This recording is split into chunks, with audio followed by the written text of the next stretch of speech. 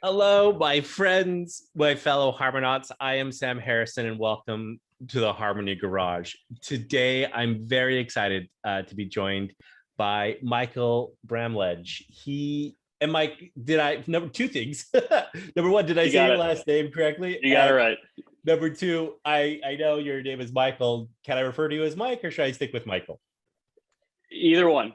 I'm flexible. Either one. Yeah, that's awesome. So my full name is, of course, Samuel Harrison.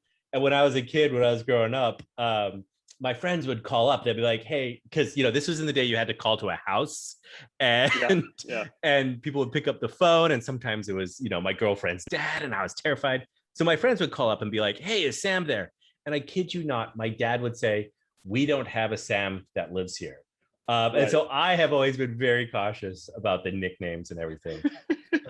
So either way, Mike or Michael. So Michael is, of course, the CEO and founder of Quid.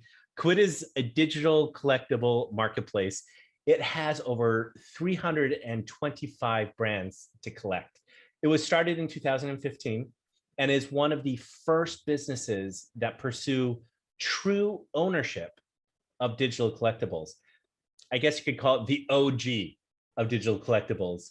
Over 7 million fans and collectors bought their very first digital collectible on the platform itself. And we are very excited to have Michael on with us. Now, of course, Quid was initially backed by investors such as Sequoia, such as Dapper Labs. You may know Dapper from CryptoKitties.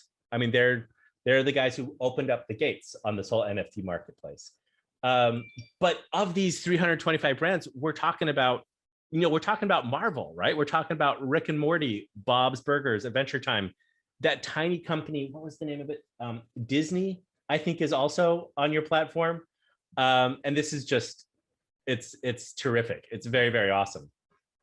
So Michael, do you want to tell me just really kind of off the top, how did you get into the digital collective game? Yeah, great question. So I had a very traditional technology career through the aughts. I had worked at Microsoft for about 5 or 6 years in Seattle, went to Nokia back when they actually made cell phones, and was part of a team that built their app store. But then in 2012, I was approached by a recruiter for a job that really didn't fit the mold of the career track that I was on. It was for a company called Topps, the old American baseball card company. And being sort of young and naive, my first reaction was they're still in business, because I couldn't believe that in 2012 people still collected pieces of cardboard. But it's an incredible brand. I still have my incredible brand. Yeah, I still have my Nolan Ryan Topps All-Star rookie card. Yeah. Like it's part of my history. It's part of what I was as a kid. Exactly. So it's an incredible brand. It's very rare to find, an American male that at some point in their life didn't go through that process of collecting sports trading cards over a couple summers of their lives. It had been just taken private and was owned by and run by a really incredible team of both investors, board members, and management. And they really had a strong appetite to push the envelope to see what somebody who knew digital, what they could do if they applied what they knew to all those assets, right? And so I joined, and threw a lot of crazy ideas at the board. Some were funded, some weren't. And we wound up incubating 2 businesses. One was a direct-to-consumer e-commerce business that obviously made sense for someone who makes products and sells product to consumers to have that direct relationship. But the more interesting business that we had the good fortune of starting was basically a portfolio of applications where sports fans and collectors could collect digital trading cards. Basically download an app on iOS or Android, create an account, have a wallet, and start collecting limited edition pictures of your favorite athletes. We had no idea it was going to work. This really was probably the first instance anywhere on the planet that somebody took pure digital collecting out of the context of a game, right? There's obviously, EA has FIFA, EA has Madden. They've got these ultimate team modes where they're able to monetize the audience that's there for the simulation game with digital collecting. This really was the first time in 2012, 2013 that someone had said, maybe all you need is the collecting. Maybe you don't need a game or an economy in which this exists to give it context and give it value. Maybe value can be created simply because fans love the IP, because they're limited edition, and because it's super fun to do, right? You can open packs in bed at 2 a.m. before you go to bed, and you can't really get that experience with something made of cardboard or wax. So we had a fair amount of success from about 2012 through 2015, where the business scaled incredibly nicely. And I became convicted that we were on the sort of on the edge of an eventual format shift. And much like, let's say, media that's consumed, or stores of value like, let's say, paper money or stock certificates, that those would eventually be digitized. And you would have a whole generation of young people that would prefer to own something in code as opposed to in cardboard. So that bit of success we had at Topps really sort of emboldened me to say, look, this is going to happen. People will start doing this in the future. And as a result, I was had paired up with an amazing co-founder. We co-founded Quid in 2015, 2016. A slight clarification to your intro, Sequoia Capital, they led our Series A, but Dapper Labs, actually Dapper Labs didn't exist when we were That's a good around. point. So they yes. So like historically speaking, it would have been impossible unless they had a DeLorean for them to have invested in us. But it was quite interesting though. Sequoia led our Series A in the fall of 2017, and I think the CryptoKitties phenomenon hit the scene probably 2 months after we closed that round. So we all felt like, hey, we're kind of onto something, right? You've got other companies that we respect incredibly that are exploring true digital ownership. They're just coming at it from a blockchain-based vector, whereas our vector has always largely been, look, regardless of technology, humans do this. It's universal, and the experience of doing it in a native digital environment actually is better than pieces of paper, right? That was our vector into it, right? Yeah. The next sort of evolution of our story is in 2019, 2020, we were acquired by Animoca Brands, who at the time was really remaking their business around blockchain gaming and NFTs. And I think now they seem, I'm probably going to mispronounce this big word, but prescient, in the sense that they made a number of these bets, right, that came well before there was any inkling that this NFT space would boom in the way that it has. And we were one of the bets that they made. And it effectively was, look, Quid has these brands. They've got this collecting know-how. What if we sort of turned the crank on the business, polished up some areas, and then connected it to the blockchain? Could this be an incredibly potent combination to take digital collecting to the next level? And I like to think that they were right. I like to think that we were right. So that's the long and gory saga of myself and of Quid. No, so my apologies about mistaking the Dapper Labs. Did they end up either investing in Quid or maybe it was Animoca? That's a great question. So the relationship what we share is really through Animoca. Animoca invested in, I want to believe, Flow and in Dapper, and then Animoca acquired us. So you can think of it this way: we have a parent company that we're investors and are investors in Dapper Labs and in Flow. But obviously, one of the wonderful things about Animoca Brands is they've been very prolific in this space, right? And so I'm certain we'll talk about it. But again, our vector isn't blockchain technology is incredible. What can we do with it? Our vector is, I think human beings want to do this, right? And then what is the best technology to enable it? So one of the things I'd like to get in with you, Sam, is this notion of chains, right? And which chain should this stuff reside on, and why even put it on a chain? The one thing I'll say about us up front to your community is we are fiercely chain agnostic as a starting point, right? And in a lot of Oh, no.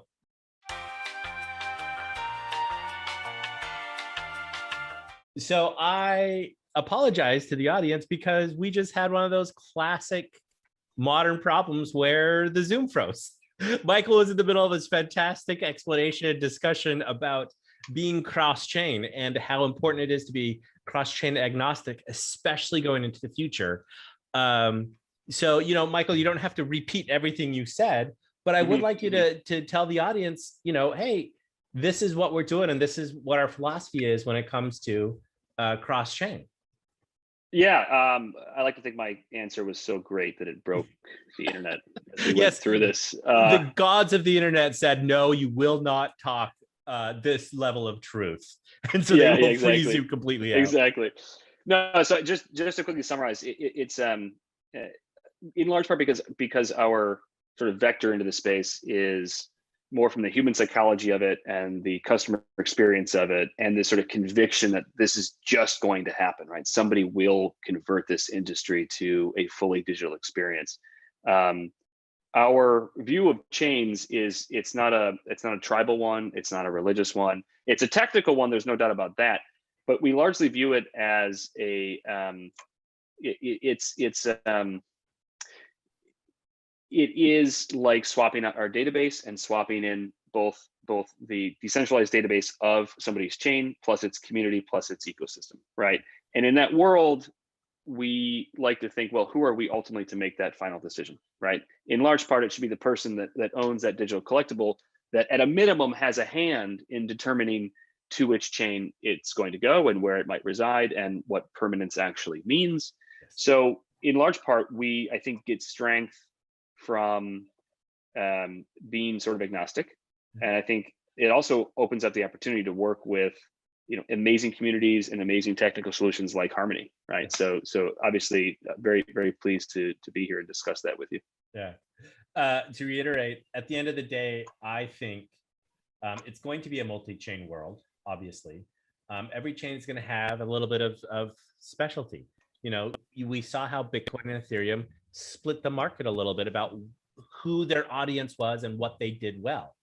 Now, exactly. At the end of the day, you're going to have people collecting items is a personal experience, right? Yep. And so these people are going to be able to want to find the things that they're interested in and view them and experience them however they particularly want to, which means we have to have a diversity of chains. We have to have this ability to go from chain to chain with your assets. I do have a firm belief in my religion of Harmony and all of the various different things that I think Harmony does super, super well. But I do not think that it is the one central place of truth for blockchain endeavors. And I would add to that. I would add to that too. I think it's the community that we have on Quid. These are true fans. These are physical collectors that have started to make the shift to digital. I'd say 10% or less of them are familiar really with the inner workings of various chains, which I think presents a huge opportunity for Quid to be kind of the front door for mainstream adoption. But it also creates a bit of a burden for us because our community in large part would say like the blockchain. Like, is there really the blockchain? I mean, there really isn't. It's multiple chains and each one has its unique attributes. So I think in a lot of ways, we can play the role of being kind of that Sherpa to help guide them through, some of these decisions. Because again, it is a personal one. What we like to offer the space is a community of collectors who really value these digital objects.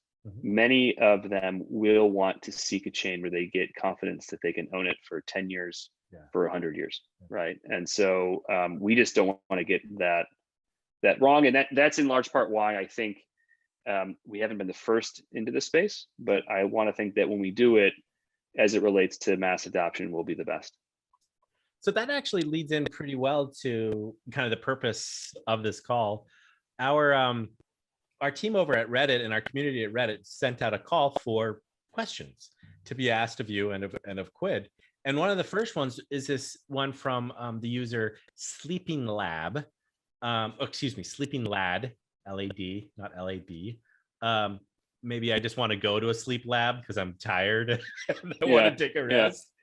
But he says, hi, Harmony and Quid.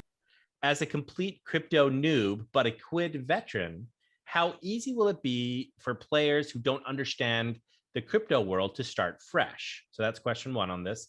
His second question is, if I own a Quid item that eventually moves to the Harmony chain, will it still appear in my Quid account? I love the idea of starting my crypto journey by selling awesome items via Quid. Thank you so much. Yeah.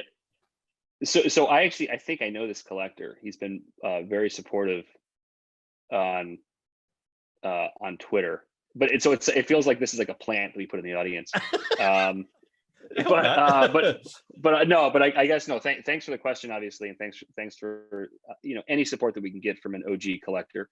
I will first try to remember those 3 questions and then try to systematically answer them for you. So I think that the first is like around the education piece, right? Mm-hmm. Okay, so this is a good one, right? Because I don't think anyone's fully solved this yet, right? You do have things like Top Shot that abstract away a lot of the complexity of the blockchain, and ultimately even remove the word blockchain entirely from their marketing materials, right?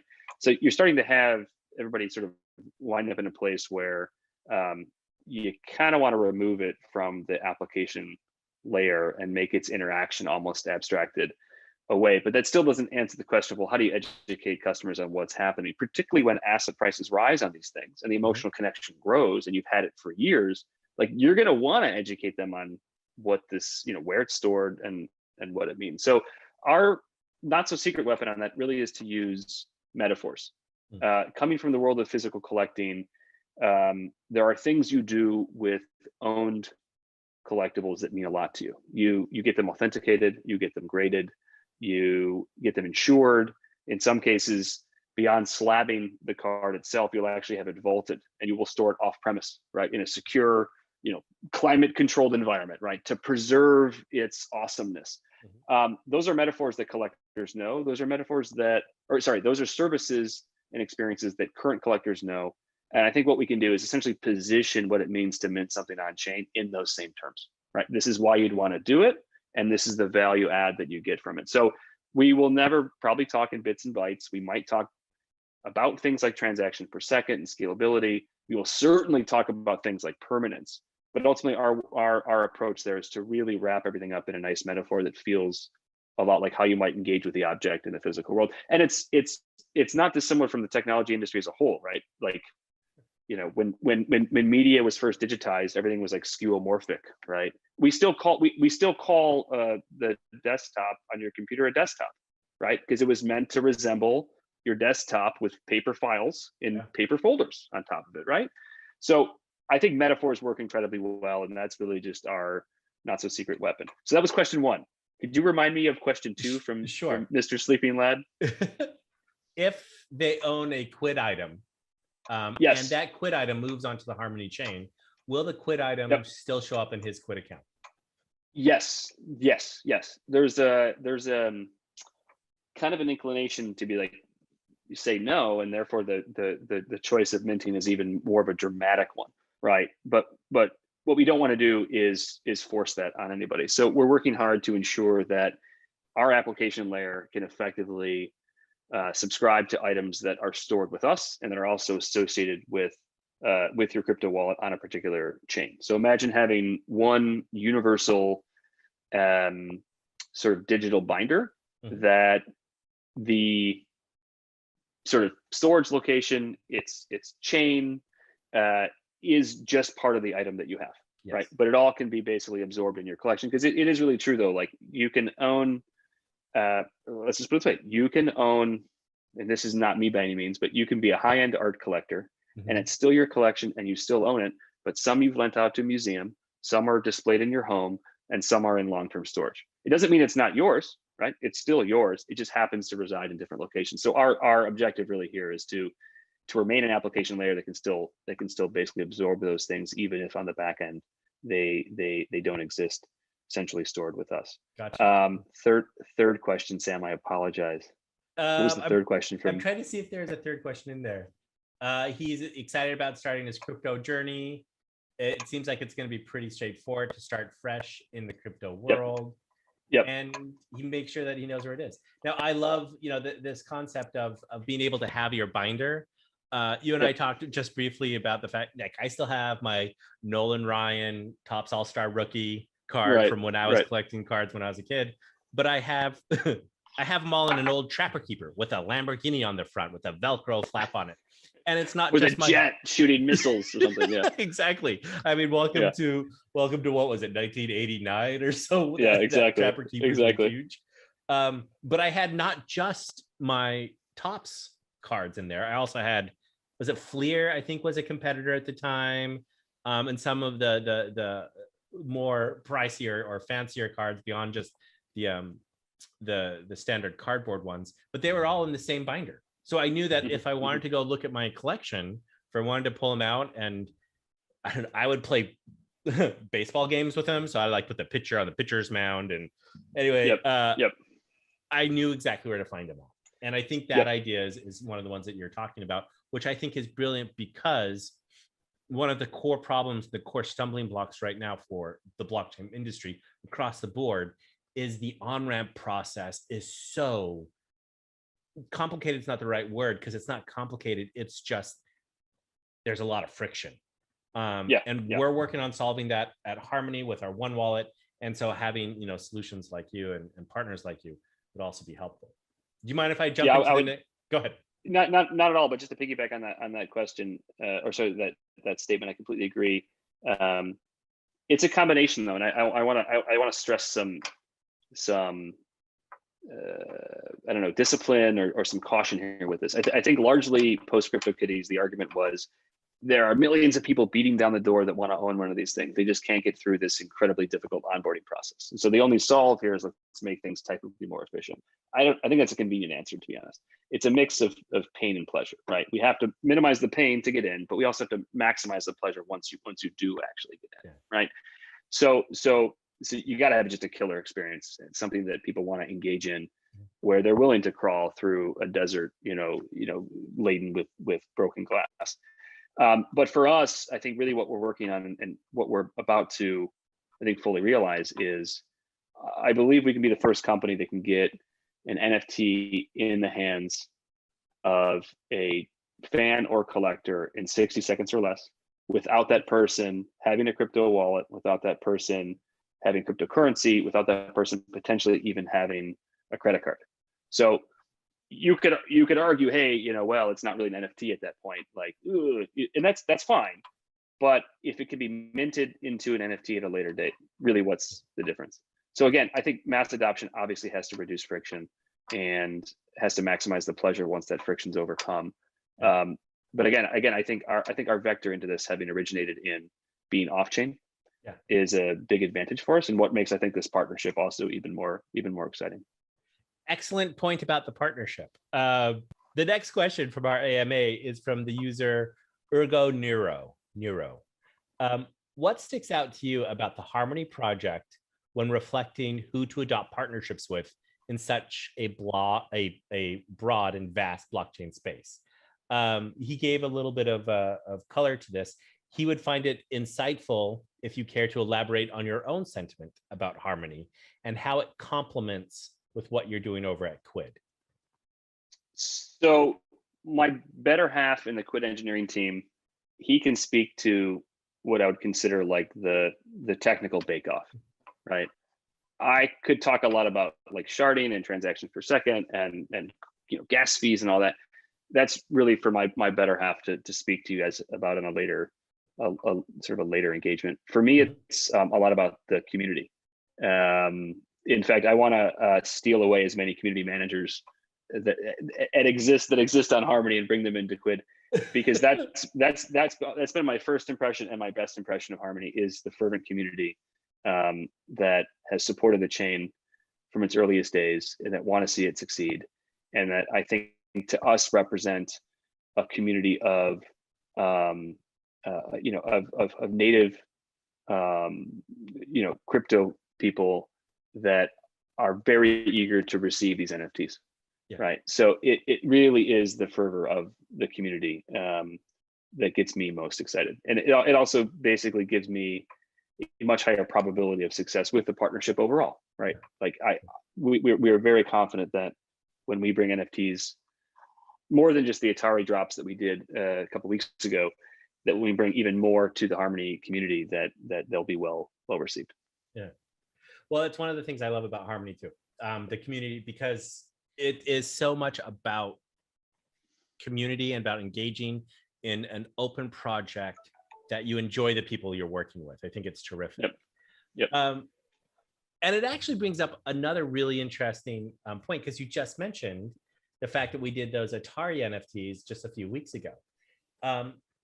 Zelzan, one of these days I'm going to get really better at pronouncing Reddit usernames or Twitter usernames. Right. But that day is not today. He or she said, hey, I bought the awesome Atari Centipede NFT a few weeks ago via Harmony. Are there any plans for this and other Quid NFTs to made tradable on platforms like DaVinci? This probably isn't the answer that Zelzan wants to hear. At a high level, absolutely yes. At a low level, the reason why that hasn't happened yet really is just everyone's been incredibly busy. Yeah. So it's in the works, and I quite literally have like a Slack response that I have to provide that would enable that in short order. Right. And so it's that hasn't happened yet, I think, is not a result of strategy or whatever. It's really just about the timing to get that set up. And I think I can give the promise that will happen, and hopefully happen soon, because it obviously increases the value to the owner of that Atari cartridge, right? And this is where things like interoperability, things like choosing a chain beyond just its community, but also its applications, right? Where you're essentially infusing that object with more and more utility. Yeah. We would be swimming upstream and doing things actually negligent to our business if we weren't ruthlessly fighting to make that happen. So that it hasn't happened yet really is just a matter of Slack logistics and not anything more devious. More devious than that. Yeah. No, I'm excited. Like, I've been following that development, and I know it's coming. So I'm excited that and I'm not going to hold you to you said it would be delivered by X day. I think it's great the fact that we're moving to this. And this is one of the things that's really interesting in the crypto space and in the NFT space, is the speed at which some of this stuff happens and gets done. That's amazing. But the follow-up question from this great user is, when can we expect more Quid NFTs on Harmony? They're really looking forward to it. Yeah, if you'll have us,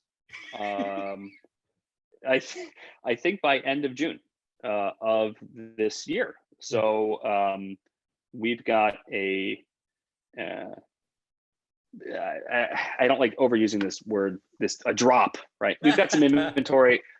Okay, who doesn't have drop fatigue at this point, right? Like, you sign up for all these services and it's just this drop. It's just impossible I've got total drop fatigue.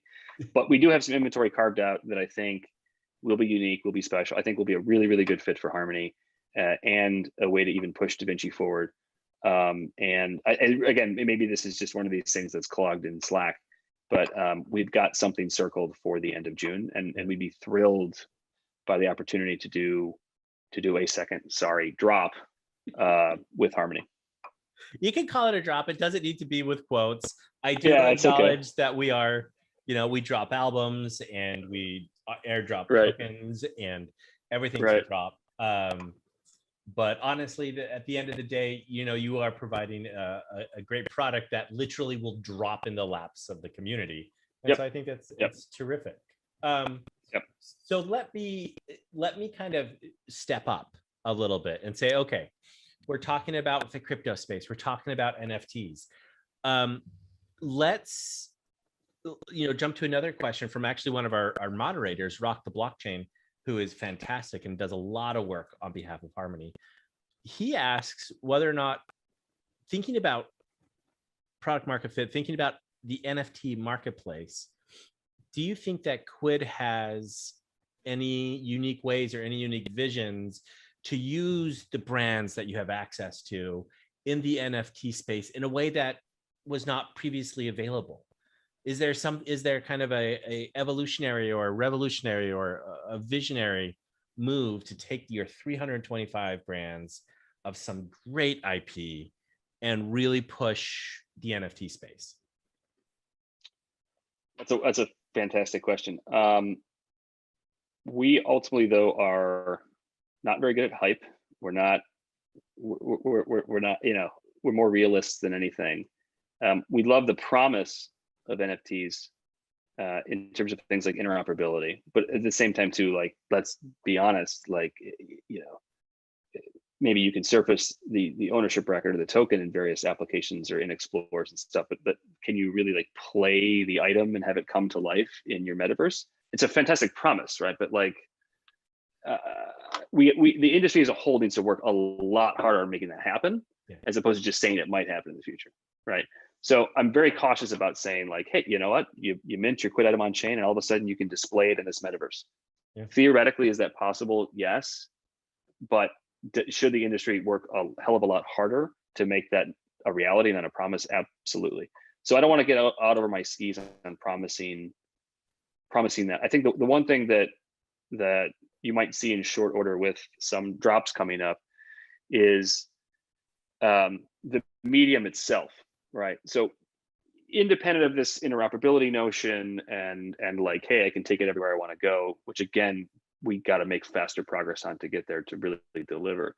Right. What we can control more of is the object itself, right? And I think you know, it is a fair criticism of the NFT space to say like, this is just a PNG, right? Or like this is just a GIF or just a video clip, right? That is a fair criticism by a lot of individuals, right? And we've taken that criticism to heart and are starting to do more with the medium itself, right? You've ultimately got a container that will run software, and that itself is the experience of the collectible. There's a whole hell of a lot you can do with that you can't do with cardboard, you can't do with plastic, right? So whether it's like generative types of things where it's an evolving, living piece of digital art, right? Like I'll steal an example from someone I admire, but like it's connected by an API to the weather, and as the weather changes, the actual object will change in real time, right? Yeah. So that's, you can't do it with cardboard, you can't do it with plastic, right? Right. We're not quite there yet. There are a couple steps before that we want to take. But yeah, I think one that you'll see from us in short order that actually we kind of hinted at with the Atari cartridges is you know, 3D I don't think should be experienced in a video clip. I think if you own the 3D object, you better be able to interact with it, right? You better be able to pinch and to zoom it and to move it and inspect it and rotate it and actually get as much of a physical feel on it as you possibly can get. So I think you'll see us not getting to the crazy visionary things anytime soon because we don't want to overpromise. I think you really see us pushing the boundary and say, look, let's make this far more than a GIF. Let's make this far more than a PNG. Let's make this far more than a piece of cardboard. Let's actually fully flex the fact that this thing is code and start to push the boundary on what this thing can be. It's interesting. I mean, a lot of what a collectible is going to be challenged. Yeah. Right. A physical trading card is a physical trading card largely because of constraints around printing on cardboard. Yeah. Right. That no longer exists when you're dealing with code. So long story short, we want to do all the visionary things. Those are all on the roadmap. We don't want to promise them yet. What we would rather do is talk more incrementally about simply making the object you own far more interactive and far cooler than it is today. No, I love the answer. I love the fact that you start off by saying, hey, let's be careful about hype, you know, because that's one of the big issues that we have across the blockchain space is that people will be 100% engaged, enthralled, ensorcelled by the hype that comes out around a project or an item. And a lot of that hype, you know, doesn't come to fruition and it leaves people holding the bags. So having a caution about, yes, we know that this technology has potential, but there are miles to go before we sleep on this particular space, I think is the correct attitude to have. But then also being able to say, but we have ideas. Like there are things that we want to do, but let's be careful. We do have ideas. Yeah. We want to have that Iron Man experience about interacting with the, you know, the digital glove from Iron Man 1. Well, but let me just be, it's like play a modern day video game and compare that to a board game, right? Yeah. And that's the type of leap that we'll eventually experience. And so the digital trading cards that we deal with today that largely exist in the industry, they're still like oppressively locked into the skeuomorphism of their physical real world counterpart. And I think maybe before the interoperability promise, there's a leap beyond that where what that object can be really gets unmoored from its physical constraints. And probably a great example of that is Top Shot and what Dapper Labs did, right? To bring video footage and layer it on a collectible. Again, that's a huge departure from what you can do in the physical world. Oh, sure. But again, I would say basically like the object itself has to evolve dramatically. And probably the comparison is like, you know, a board game to, you know, to a game on Xbox. I love that comparison. Immersive and different it can be. Yeah, I love that comparison because there is a massive leap between playing something like Monopoly, yeah, and then playing something like Call of Duty, right? Yeah, and this was always the thing, because you had a lot of skeptics that were like, "Why would you do this? Like, who wants to pay money to own a gift? Like, this doesn't make any sense." And then I would also, in my head, I'm just thinking, well, it's equally irrational to want to own this piece of cardboard. Yeah, right. 100%. And what made me feel good about it and sort of bet my livelihood on that notion is just knowing that from a cool factor. Yeah, simply like the medium of code is so limitless relative to things made of physical material. Yeah. So that kind of covers a bunch of the questions that we've had from the audience. There's obviously more, like if you log into Reddit, onto the Harmony subreddit, you'll find other questions. And obviously on Twitter and the other platforms, Telegram, Discord, you'll find people who are very excited to engage. So Michael, if you have the opportunity, feel free to jump in. But just like everyone right now at Harmony, I'm sure you are absolutely swamped. So I very much appreciate all the time that you've been able to share with us. Let me ask though, before we go, is there anything else about Quid or in your personal life that you want to talk about, or personal life that you want to talk about? I'm not your therapist. I'm not going to try to give you. Well, I had this weird dream the other night. Did you help me decode it? Thankfully, you went the direction of I have this weird dream, because you were putting your thumb towards your back and saying weird. And I was just praying you weren't going to say anything about a mole. Yeah, exactly. But no, anything that you want to pump, anything that you want to talk about, anything that you want to bring to the community's attention. Okay, so we are notoriously awful at this. I'm not like on a talk show and I brought a book that is going to hit the bookstores and I'm going to hold it up. Like we're really, really bad at that. What I'll just generally say is we're going to be the kind of NFT company I think that's going to earn your trust. It's going to do things incrementally, bit by bit. We're not going to get out ahead of our skis and promise things we can't deliver on. I think if there's anything that I would plug is just go check out market.onquid.com. Right, that's kind of it's a web application that's still in beta, but it gives you a sliver of our cash-based aftermarket. If you really want to see how digital collectibles are trading for real money in an off-chain environment, and get a sense of what the potential could be if you took that activity and moved it on-chain onto Harmony, that's the best lens through which to almost view the potential before it's actually happened, right? Additionally, we obviously, I think what makes us stand out is we've been building these native mobile apps on iOS and Android, where very few companies have a native mobile app, so you can get that collecting experience of NFTs in your pocket. We have that. So check that out, QUIDD. One last plug that I think distinguishes us is, you had mentioned Atari.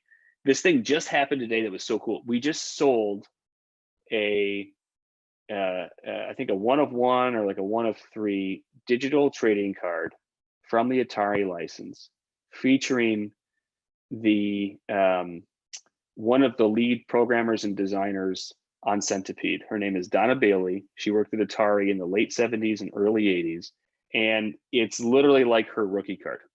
And it sold for $2,000 on Quid in the last 12 hours, which makes that item more valuable in terms of recent transactions than even like LeBron James and Kobe Bryant digital trading cards that are also available on Quid.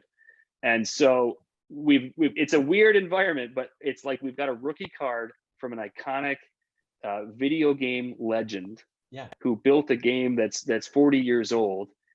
That item is outselling, current and retired legendary NBA stars. It's That's just amazing. it's a unique quirk, Yeah. right?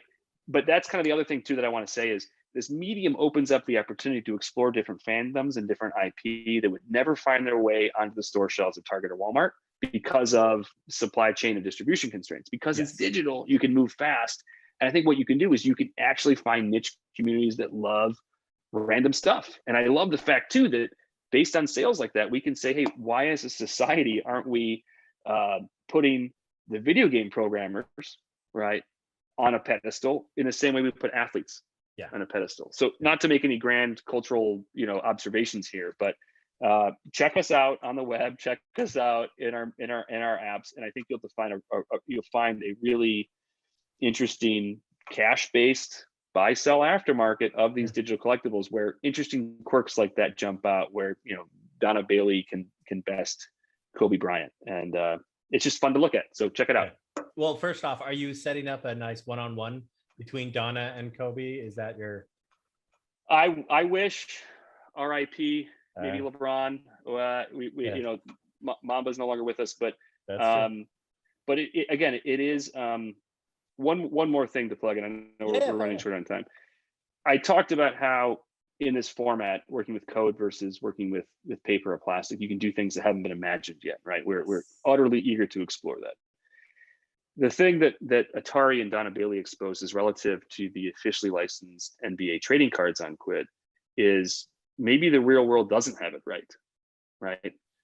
Maybe what you see on the store shelves or what's even the physical product on Amazon, maybe they don't quite have that right? Maybe there are large audiences of fans who love a certain IP, but it somehow didn't get through the right gatekeeper to go to the printing press to wind up taking the bet for the shelf space at a store. Right. And so removing that, having that gatekeeper not exist, I think ultimately creates a very blank canvas for like what is a fandom and what IP should be collectible.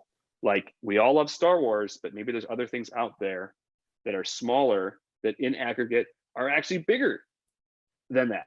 Right. And because it's digital, you can tap Dune. Yeah, exactly. Sorry, I'm a huge Frank Herbert fan. No. The reality is it's probably like Mr. Beast, to be honest.